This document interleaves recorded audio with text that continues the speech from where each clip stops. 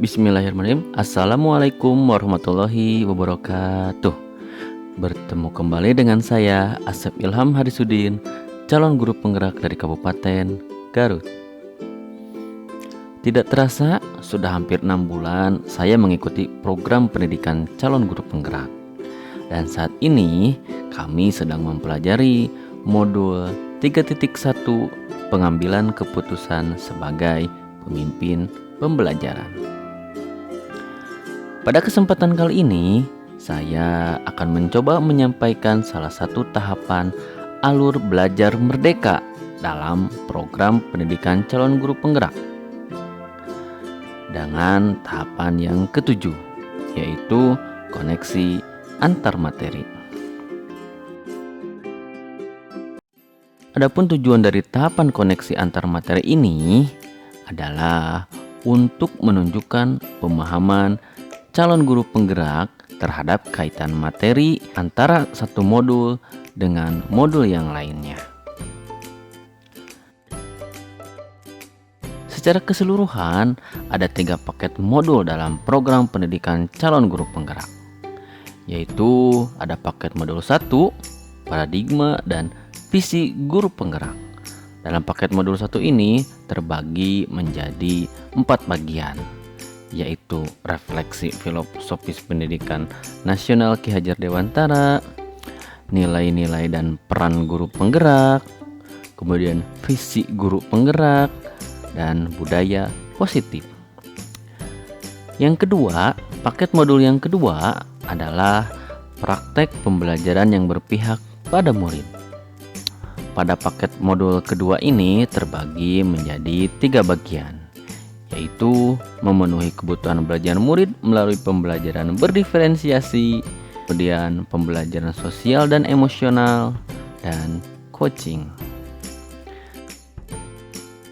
Paket modul yang ketiga adalah pemimpin pembelajaran dalam pengembangan sekolah. Paket modul 3 ini terbagi menjadi 3, yaitu pengambilan keputusan sebagai pemimpin pembelajaran, pemimpin dalam pengelolaan sumber daya, dan pengelolaan program yang berdampak pada murid.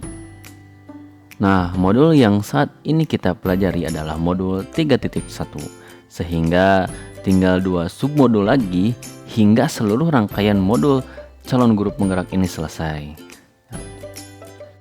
Dan saya memohon doanya, semoga seluruh rangkaian program pendidikan calon guru penggerak yang tersisa dapat terselesaikan dengan lancar. Amin. Baik, pada tahapan koneksi antar materi dalam paket modul 3.1 pengambilan keputusan sebagai pemimpin pembelajaran terdapat 9 pertanyaan utama, dan berikut adalah pembahasannya. Baik, pertanyaan pertama adalah bagaimana pandangan Ki Hajar Dewantara dengan filosofi Pratap Triloka memiliki pengaruh terhadap bagaimana sebuah pengambilan keputusan sebagai seorang pemimpin pembelajaran? Seperti yang kita ketahui bahwasanya Ki Hajar Dewantara adalah bapak pendidikan nasional yang terkenal dengan 3 prinsip dasar kepemimpinan, yaitu pertama ada Ingarso Sung Tulodo yang artinya di depan memberikan teladan. Kemudian Ingmadya Mangun Karso yang artinya di tengah-tengah membangun kehendak atau niat. Dan yang ketiga Tuturi Handayani, artinya dari belakang memberikan dorongan. Dan ini menjadi salah satu simbol dari pendidikan nasional. Nah, berkaitan dengan pengambilan keputusan, ternyata 3 prinsip dasar tersebut tepat jika dituangkan dalam sebuah keputusan seorang pemimpin pembelajaran. Karena setiap keputusan yang diambil oleh setiap pemimpin pembelajaran haruslah dilandasi dengan jiwa keteladanan yang tinggi, kemudian kehendak atau niat yang baik, dan keputusan tersebut harus dilandasi untuk mendorong murid-murid untuk menjadi lebih baik. Pertanyaan yang kedua, bagaimana nilai-nilai yang tertanam dalam diri calon guru penggerak berpengaruh kepada prinsip-prinsip yang kita ambil dalam pengambilan suatu keputusan. Nilai-nilai yang dimiliki dalam diri calon guru penggerak tentunya sangat mempengaruhi terhadap prinsip yang diambil dalam pengambilan keputusan. Dan menurut saya, nilai-nilai yang mempengaruhi tersebut diantaranya adalah nilai keagamaan atau religius seseorang, kemudian rasa empati, rasa toleransi, dan rasa disiplin. Hal tersebutlah yang mempengaruhi pengambilan prinsip-prinsip untuk mengambil suatu keputusan. Pertanyaan yang ketiga, bagaimana kegiatan terbimbing yang calon guru penggerak lakukan pada materi pengambilan keputusan berkaitan dengan kegiatan coaching atau bimbingan yang diberikan oleh pendamping atau fasilitator dalam perjalanan proses pembelajaran. Dalam program pendidikan calon guru penggerak, kita mengenali yang namanya alur belajar merdeka yang terbagi menjadi 8 tahap, yaitu yang pertama mulai dari diri, kemudian eksplorasi konsep, ruang kolaborasi, refleksi terbimbing, demonstrasi kontekstual, elaborasi pemahaman, koneksi antar materi, dan aksi nyata. Yang kedelapan alur tersebut disingkat menjadi merdeka. Nah, dalam tahapan belajar merdeka, khususnya pada tahapan eksplorasi konsep, ruang kolaborasi, kemudian refleksi terbimbing, di dalamnya terdapat berbagai macam langkah diskusi, salah satunya adalah diskusi asinkron. Dan melalui alur-alur tersebut, kita calon guru penggerak mendapatkan bimbingan dan arahan yang sangat efektif dari fasilitator. Selain alur tersebut, kami juga mendapatkan pendampingan atau bimbingan secara langsung dari pendamping, baik pendampingan di sekolah maupun ketika lokakarya. Dan hal tersebut semakin memantapkan kami untuk melakukan pengambilan keputusan sebagai seorang pemimpin pembelajaran. Pertanyaan yang keempat, bagaimana pembahasan studi kasus yang fokus pada masalah moral atau etika kembali kepada nilai-nilai yang dianut oleh seorang pendidik? Pada modul 3.1 ini, kami diberikan kesempatan untuk memecahkan beberapa kasus yang nyata terjadi. Salah satunya adalah ada kasus kapten kapal, kasus dilema Siti, kasus melarang untuk merokok, kasus mencontek, dan juga kasus masalah keuangan OSIS, dan kasus janji Ani. Kesemua kasus yang ada, kami coba pestakan masing-masing oleh setiap calon guru penggerak. Kemudian kasus-kasus tersebut di-share dalam LMS atau Learning Management System untuk bisa dibaca kembali oleh teman-teman CGP yang lainnya. Kemudian kami pun memberikan komentar-komentar ataupun tanggapan terhadap hasil pemecahan masalah setiap kasus oleh para calon guru penggerak. Pertanyaan kelima, bagaimana pengambilan keputusan yang tepat tentunya berdampak pada terciptanya lingkungan yang positif, kondusif, dan nyaman. Sebuah keputusan yang kita pilih tentu akan berdampak terhadap lingkungan sekitar, baik kecil ataupun besar. Oleh karena itu, kita perlu memandang sebuah kasus atau pilihan menggunakan paradigma yang tepat agar kita tidak salah dalam memilih. Gunakan prinsip pengambilan keputusan yang terbaik agar tidak menimbulkan hal-hal yang negatif. Dan tak lupa, sebelum mengeksekusi keputusan, kita perlu menguji terlebih dahulu keputusan yang kita pilih, apakah sudah tepat atau belum.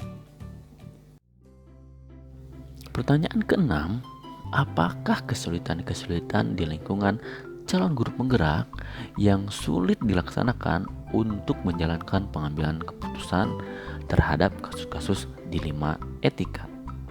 Apakah ini kembali ke masalah perubahan paradigma di lingkungan calon guru penggerak? Secara pribadi, saya merasa kesulitan jika ada dalam kondisi di mana ada kontradiksi antara hati atau perasaan atau rasa kasihan dengan peraturan yang berlaku. Misalnya saja, saya memberikan toleransi atau kelonggaran kepada murid yang melanggar aturan. Dan hal tersebut bisa saja dilihat oleh murid yang lain.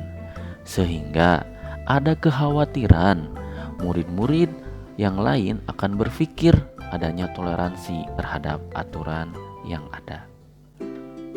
Dan pertanyaan yang ketujuh, apakah pengaruh pengambilan keputusan yang kita ambil dengan pengajaran yang memerdekakan murid-murid kita? Harapannya setiap keputusan yang diambil oleh seorang pendidik dilandasi oleh kebijaksanaan, juga sesuai dengan aturan yang ada. Namun jika ada kondisi di mana kebijaksanaan pendidik bertentangan dengan aturan yang ada, maka kita perlu melakukan sebuah refleksi. Apakah kebijakan kita yang salah atau malah aturannya yang tidak tepat? Nah, jika hal ini terjadi, maka evaluasi dan kolaborasi ada hal yang tepat yang tujuan akhirnya memberikan kemerdekaan dalam belajar untuk para murid. Pertanyaan ke-8, bagaimana seorang pemimpin pembelajaran dalam mengambil keputusan dapat mempengaruhi kehidupan atau masa depan murid-muridnya? Setiap keputusan yang diambil oleh seseorang tentu akan memberikan dampak atau konsekuensi di masa yang akan datang.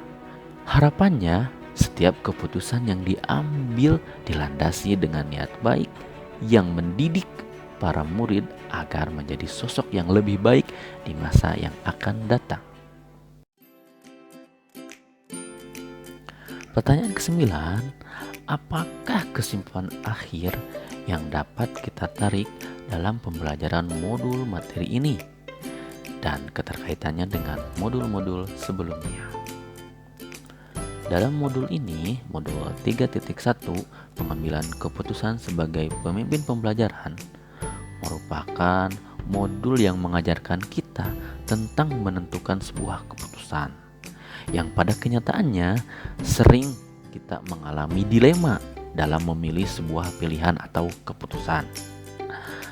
Sebagai seorang pemimpin pembelajaran, dalam mengambil keputusan, hendaknya kita perlu melandasinya dengan nilai-nilai seorang guru demi menciptakan budaya positif di lingkungan sekolah. Sebagai seorang guru, kita berperan penting dalam menindaklanjuti setiap permasalahan di sekolah. Teknik coaching akan sangat tepat digunakan untuk melatih dan menggali potensi sosial dan emosional peserta didik, sehingga peserta didik akan menjadi pribadi yang bertanggung jawab dalam menentukan setiap pilihannya dan menjadi murid yang merdeka. Nah, demikianlah pemaparan dari koneksi antar materi untuk modul 3.1 pengambilan keputusan sebagai pemimpin pembelajaran. Semoga bermanfaat untuk kita semua. Akhir kata, wassalamualaikum warahmatullahi wabarakatuh.